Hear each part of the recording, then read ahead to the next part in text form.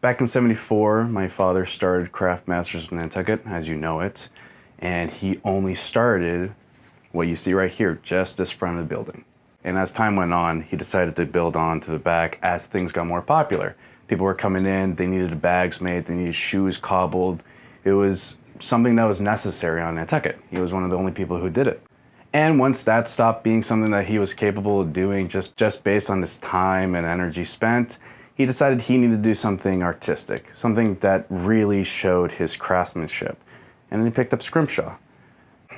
With my father being one of the only scrimshawers on Nantucket, it drew a lot of people coming in. He knew that that was something that was really special. He wanted to get away from the management of the store and really focus on being an artist, which we realized was important for not only Craftmasters, but Nantucket itself. Early 2000s, he started his scrimshaw career. He was one of the only scrimshawers, not only on Nantucket, but actually the world, that incorporated color into his work. It was revolutionary. And as everyone knows, when my father passed away, my mother, Cielo Masters, she picked it up right away. There was no hesitation. There's no having to figure it out. She just knew exactly how to run it, exactly the way that needed to be run with my father's legacy in mind. It was something I've never seen. She picked up the scrimshaw herself.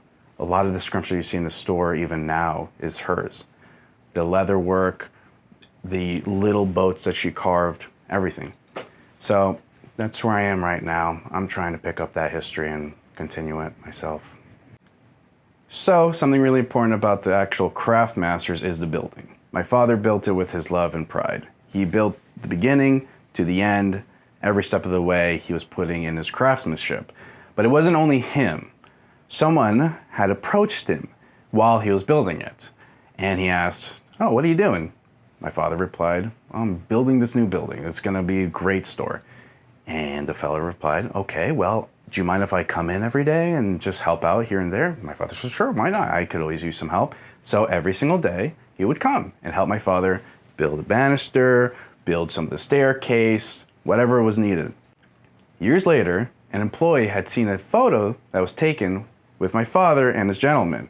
And she said, "Oh my goodness, do you know who that is?" My father replied, No idea, just a very nice gentleman who came to help me build this building." That's Fred Rogers. Yeah, Mr. Rogers helped build this building and the store, and where I live upstairs, so that's something. My hopes for the legacy of the store, funny, it really is so it stays exactly the way you see it. And I know that sounds strange. I know it seems like every business needs to progress and get bigger and grander, but no. The beauty of this place is that it looks like it's straight from the 70s, from the 80s, from the 90s, from the 2000s. Every year people come back and they have some belt 50 years ago that they're still wearing. That's what's important for the legacy of the store. I want to help it behind the scenes. I want to make sure it continues. I want to make sure that Craftmasters stays forever. What you know about Craftmasters and what you love, I want you to be able to continue to love it.